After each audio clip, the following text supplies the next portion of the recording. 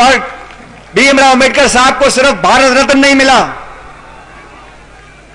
अंबेडकर साहब के नाम पर कई आंदोलन चले, कई पार्टियां बन गई, उनके नाम पर बहुत से लोग पदों पर पहुंच गए, लेकिन उन्होंने अपने जीवन में इस भारतवर्ष को जो वरदान दिया, आज सही मायने में 140 करोड़ लोगों को उसको सुनना समझना चाहिए। सिर्फ दलितों के लिए नहीं, ये देश तब आगे बढ़ा है जब पूरा समाज आगे बढ़ा है। हम लोगों को अलग अलग कर कर बांट कर आगे बढ़ना चाहेंगे तो देश आगे नहीं बढ़ सकता। और स्वर्गीय पायलट साहब, मेरे स्वर्गीय पिताजी बोला करते थे कि देश का विकास करना है तो गांव गरीब ढाणियों में जो गरीब का बच्चा है, कमजोर का बच्चा है, किसान का बच्चा है, दलित का बच्चा है, वो पढ़ लिख कर इतना सशक्त बन जाए कि उन कुर्सियों पर बैठे जिन कुर्सियों से देश और प्रदेश की नीतियां बनती हैं। सिर्फ चुनाव जीतने से, पद लेने से एहसास नहीं होता। अपने हाथों से कलम जो हम लिखते हैं, वो नीति निर्माण जो करते हैं, उन लोगों के दिल में वो दुख और दर्द होना चाहिए दलितों के प्रति, आदिवासियों के प्रति, किसानों के प्रति, गरीबों के प्रति, नौजवानों के प्रति। वही लोग इस देश को सही दिशा में ले जा सकते हैं। आज मुझे बड़ा दुख होता है, भाजपा की सरकार केंद्र में है, किस प्रकार के भाषण दिए थे। 7 साल का इतिहास उठा के देख लीजिए, हर क्षेत्र में उन्होंने देश के साथ धोखा दिया है, अर्थव्यवस्था को चौपट कर दिया। महामारी में हजारों लाखों लोग मर गए, चिंता वाला कोई व्यक्ति सामने नहीं आया, जिम्मेदारी लेने वाला व्यक्ति कोई सामने नहीं आया। बेरोजगारी ऐतिहासिक चरम सीमा पर पहुंच गई। 100 रुपए का पेट्रोल डीजल हो गया, 900 रुपए का गैस का सिलेंडर हो गया, और जले पे नमक छिड़कने का काम इस सरकार ने किया। ऐसे कानून बनाए, हमें कहा था कि किसान की आमदनी दुगनी कर देंगे, 15 लाख रुपए हर खाते में पहुंच जाएंगे, महंगाई खत्म हो जाएगी, भ्रष्टाचार खत्म हो जाएगा। मैं आप सबसे पूछना चाहता हूं, किसी किसान की आमदनी दुगनी हो गई है? किसान को आज खाद नहीं मिल रहा, किसान को आज बिजली नहीं मिल रही, बीज नहीं मिल रहा, उसकी फसल का दाम नहीं मिल रहा, और महंगाई आसमान छू रही है। किसान आत्महत्या कर रहे हैं, और ऐसे कानून बना दिए 3 कृषि कानून कि पूरे देश में साल भर से उसका विरोध हो रहा है। आज सच्चाई का सामना करना पड़ेगा, और सबसे ज्यादा प्रहार इस भुखमरी का, महंगाई का, भ्रष्टाचार का किस पर पड़ता है? गरीबों पर पड़ता है, दलितों पर पड़ता है। जो साधन संपन्न है वो तो अपना रास्ता ढूंढ लेते हैं, लेकिन जो वंचित है, जो पिछड़ा है, जो गरीब है, जिसके पास ताकत नहीं संघर्ष करने की, उसकी आवाज कौन उठा रहा है? उसकी आवाज हम लोग उठा रहे हैं। साथियों, मैं आप लोगों को वादा करना चाहता हूं, आज अंबेडकर साहब की मूर्ति के सामने गरीबों के साथ, दलितों के साथ, आदिवासियों के साथ जहां भी अन्याय होगा, हम उसका साथ देने के लिए तैयार हैं।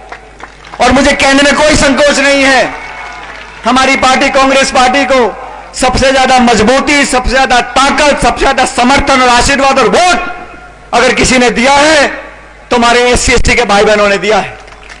आज हमारा फर्ज बनता है इस समाज के लिए जितना कर सके उससे ज्यादा हमें करना चाहिए।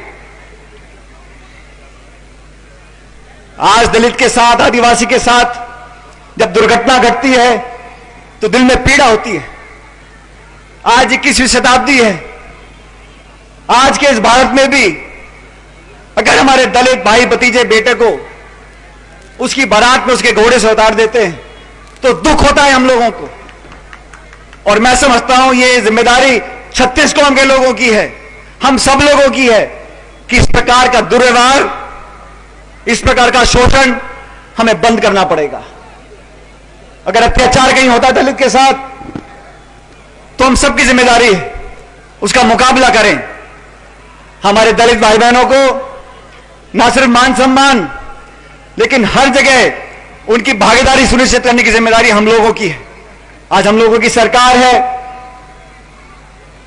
मुझे पूरा विश्वास है कि जहां जहां संभव होगा वहां हमारे दलित भाई बहन, आदिवासी भाई बहनों को हम प्रतिनिधित्व देंगे। आज देश में आरक्षण है, विधायक सांसद बनकर जाते हैं, लेकिन आज हमारी जिम्मेदारी है उनको ताकत दें, उनको संबल दें। राजस्थान में स्वर्गीय मेघवाल साहब हमारे साथ काम करते थे कांग्रेस पार्टी में लंबे अरसे से। आज मैं उनको याद कर रहा हूं। मैं प्रदेश अध्यक्ष था, मेरे साथ वरिष्ठ उपाध्यक्ष रहे मास्टर भंवरलाल मेघवाल साहब, और उन्होंने दलित समाज की आवाज को बुलंदी से उठाया। मैं आज सच में उनको श्रद्धांजलि देना चाहता हूं कि उन्होंने हमारे साथ मिलकर कांग्रेस पार्टी और दलित समाज को जोड़ने का काम किया था। आज हमारे बीच दुनिया में नहीं रहे, उनका स्वर्गवास हुए बहुत लंबा समय हो गया। वो कैबिनेट के मंत्री थे हमारी सरकार के अंदर। आज उनके जाने के बाद वो जगह खाली हुई है, लेकिन मुझे पूरा विश्वास है कि अखिल भारतीय कांग्रेस कमेटी और सरकार जल्द ही दलित समाज के व्यक्ति को कैबिनेट रैंक देकर यहां राजस्थान की सरकार में जगह देंगे, जो जगह खाली हो गई मार साहब के जाने के बाद। इसी प्रकार जहां हो सकेगा, जहां संभव होगा, पार्टी और सरकार मिलकर पूरा मान सम्मान करेगी और दलित समाज के भाई बहनों को आगे बढ़ने का मौका दिया जाएगा। साथियों, आज से 2-3 हफ्ते पहले समिति के सभी सदस्य मेरे घर पर आए थे जयपुर में इस प्रतिमा का अनावरण कराने के लिए। वेद प्रकाश सोलंकी जी भी साथ आए थे। तब मैंने इनसे आग्रह किया था कि कांग्रेस पार्टी का अच्छा कार्यक्रम करना चाह रहे हैं और मुझे खुशी है कि इसमें सब लोगों को आमंत्रित किया गया। और तब मैंने कहा था कि हमारे प्रदेश अध्यक्ष जी को, डोटासरा साहब को, हमारे मुख्यमंत्री अशोक गहलोत जी को, अजय माकन जी को, तरुण कुमार जी को, हम सबको न्योता देना चाहिए। और मैं धन्यवाद देता हूं वेद प्रकाश जी का, जिन्होंने जाकर सबको न्योता दिया। किसी कारणवश हमारे बीच वो आज नहीं आ सके, लेकिन मैं जानता हूं कि पार्टी और सरकार दलितों की भलाई के लिए, दलितों के विकास के लिए पूरी मेहनत से लगी हुई है। और यह संदेश सिर्फ राजस्थान का नहीं है, अखिल भारतीय कांग्रेस कमेटी में चाहे राहुल गांधी हो, चाहे प्रियंका जी हो, दलित की आवाज उठाने के लिए, उसकी आंसू पोंछने के लिए, उसका दुख दर्द बांटने के लिए 24 घंटे काम करते हैं। चाहे दिल्ली हो, चाहे उत्तर प्रदेश हो, चाहे देश का कोई राज्य हो, जहां जहां हो सकता है वहां पहुंचने की कोशिश करते हैं। जब महिलाओं के साथ उत्पीड़न होता है तब प्रियंका गांधी वहां पहुंचती है। और कल आपने देखा होगा, प्रियंका गांधी जी ने एक आश्वासन दिया है देश के लोगों को कि उत्तर प्रदेश के चुनाव में 40% जो उत्तर प्रदेश की विधानसभा की सीटें हैं, वहां पर महिला को टिकट देकर महिला को आगे लाने का काम वो करने जा रही हैं। यही काम सोनिया जी ने भी किया। 20 साल